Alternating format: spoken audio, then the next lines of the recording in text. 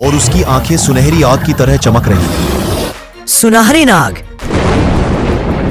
अगर तुम सच में मेरे दोस्त हो तो आओ, हमें बचाओ।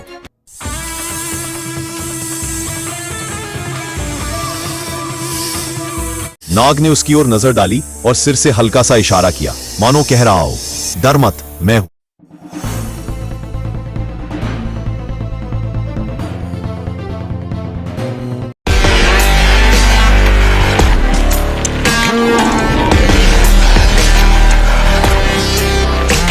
बहुत समय पहले उत्तर भारत के एक छोटे से गांव में आरव नाम का एक साधारण लड़का रहता था।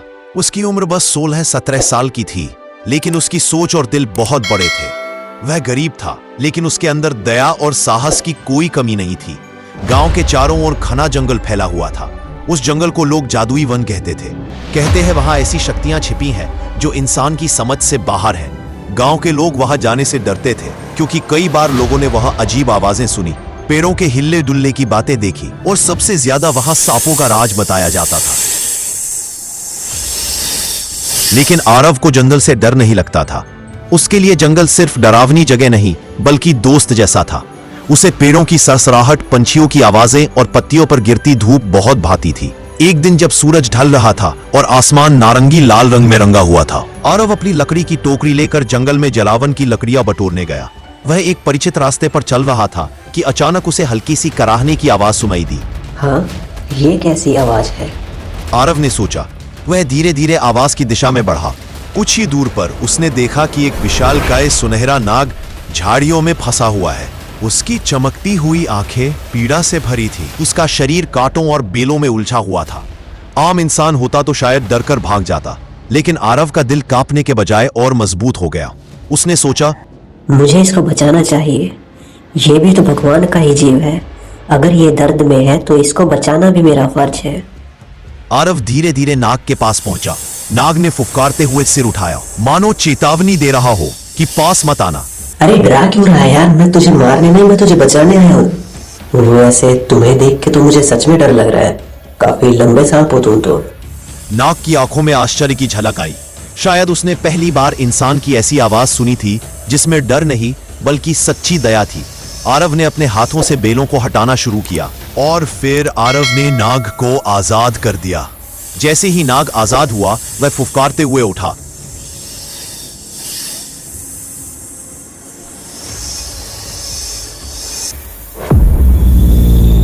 उसका सुनहरा चमकता शरीर देखकर कोई भी कांप जाता, लेकिन आरव स्थिर खड़ा रहा।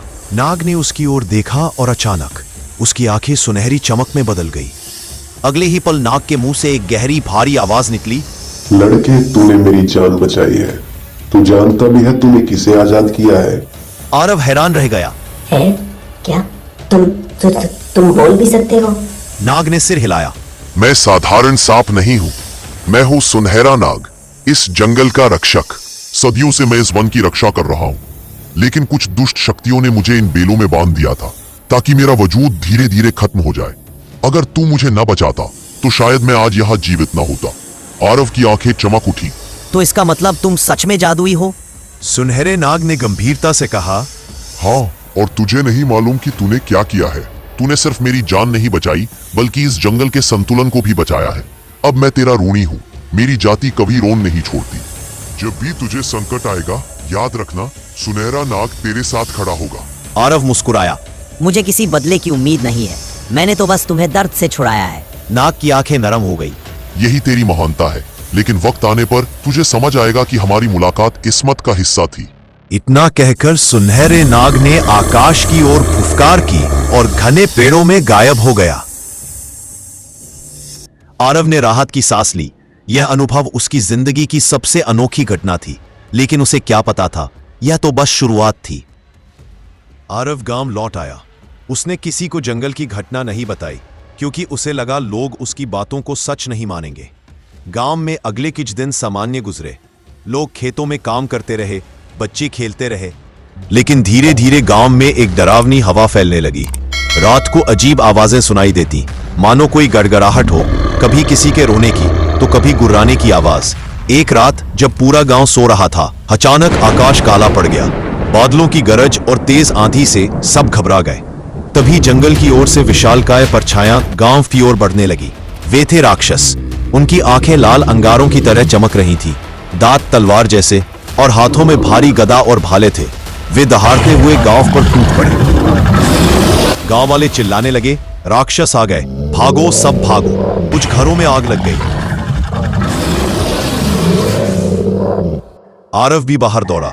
उसने देखा कि एक राक्षस उसकी ओर बढ़ रहा है। उसका आकार इतना बड़ा था कि जमीन कांपने लगी। राक्षस गरजा, इंसानों, अब ये गांव हमारा है, तुम सब हमारे दास बनोगे। गांव वाले कांप गए। कोई भी उनकी ताकत का मुकाबला नहीं कर सकता था। लेकिन तभी आरव के दिल में सुनहरे नाग की बातें गूंजने लगी। जब भी तुझे संकट आएगा, याद रखना, सुनहरा नाग तेरे साथ खड़ा होगा। आरव ने बिना डरे जोर से पुकारा, सुनहरे नाग,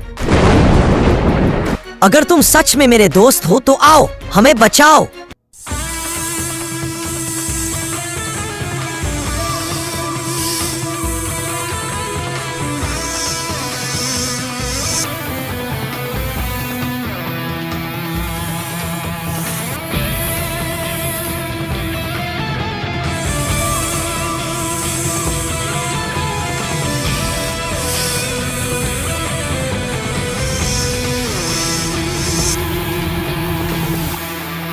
अचानक आसमान में बिजली सी चमकी, धरती हिल गई और जंगल के भीतर से गहरी फुफकार सुनाई दी।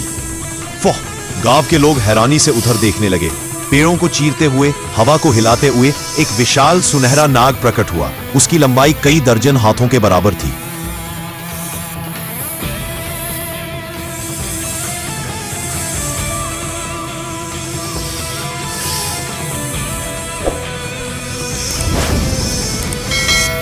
और उसकी आंखें सुनहरी आग की तरह चमक रही थीं। राक्षस एक पल को ठिठक गए। ये क्या है? सुनहरा नाग गरजा, ये मेरा इलाका है। इंसानों को सताने वाले दुष्टों, अब तुम्हारा अंत होगा। और फिर शुरू हुआ एक भयंकर युद्ध। सुनहरे नाग ने अपना फन ऊंचा उठाया और बिजली जैसी गति से एक राक्षस पर झपटा। उसकी फुफकार से आग की लपटें निकली और राक्षस धुएं में बदल गया। दूसरे राक्षस ने गदा उठाकर नाग पर प्रहार किया, लेकिन नाग ने अपने बलशाली शरीर से उसे लपेट लिया और जमीन पर पटक दिया। धरती कांप गई। गांव वाले छिपकर यह सब देख रहे थे। उन्होंने पहली बार महसूस किया कि उनके बीच कोई ऐसा रक्षक है जो राक्षसों से भी बड़ा है। आरव पास खड़ा था। नाग ने उसकी ओर नजर डाली और सिर से हल्का सा इशारा किया, मानो कह रहा हो, डर मत, मैं हूं। लेकिन राक्षस इतने आसान नहीं थे। उनके मुखिया, एक भयानक दैत्य जिसका नाम रक्तासुर था, ने गुस्से से दहाड़ा, अरे सांप, तू सोचता है कि अकेला हमें रोक निकलेगा? हम सब मिलकर तुझे कुचल देंगे। सुनहरे नाग ने शांत लेकिन दृढ़ स्वर में कहा, शक्ति संख्या में नहीं, न्याय में होती है, और मैं न्याय की ओर हूँ। इसके बाद और भीषण युद्ध छिड़ गया। आकाश में बिजली कड़क रही थी, जमीन पर आग और धूल उड़ रही थी। राक्षस और नाग की भिड़ंत से पूरा गांव कांप रहा था। इसी बीच एक राक्षस छिपकर आरव की ओर बढ़ा। उसका इरादा आरव को पकड़कर बंधक बनाने का था, लेकिन जैसे ही वह आरव के करीब आया, नाग ने उसे देख लिया। मेरे मित्र को छूने की हिम्मत भी मत करना। और नाग ने एक तेज फुफकार के साथ